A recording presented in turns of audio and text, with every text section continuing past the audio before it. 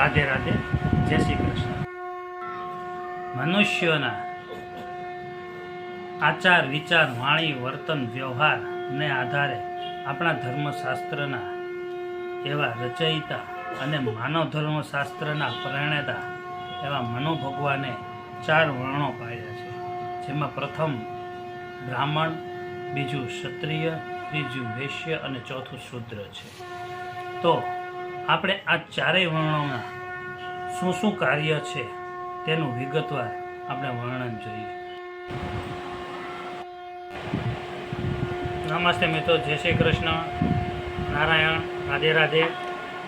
આજે હું તમને જે અધ્યાયનું નામ બતાવવામાં જઈ રહ્યો છું તેનું નામ છે શ્રી મનુસ્મૃતિ, જે મનુ ભગવાને રચેલી છે અને તેના 12 અધ્યાય છે. આ 12 અધ્યાયમાંનો એક અધ્યાય અને એમાંનો એક શ્લોક તે શું કહે છે તે વિશે આજે આપણે જોશું અને તેના વિશે આજે ચર્ચા કરીશું.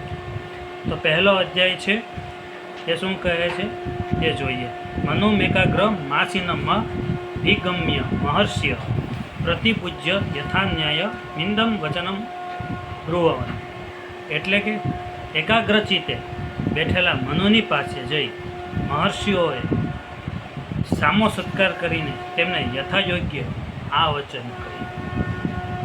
આ ત્યારની વાત છે કે જ્યારે મનુ ભગવાને જગતનું ઉત્પત્તિનો વિષય બન્યો અને તમામ ઋષિઓએ એક ચિત્તે સાંભળવાની ઈચ્છા થઈ.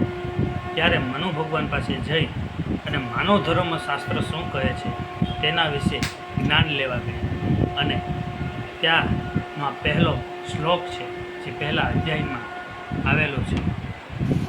હવે પછીનો બીજો જે છે શ્લોક તે પછીના મારા વ્યૂમાં તમે જોશો, પછીનો જે શોર્ટ હશે તેમાં જોશો. તો લાઈક અને સબસ્ક્રાઈબ કરી મને સપોર્ટ કરો. રાધે રાધે, જય શ્રી કૃષ્ણ.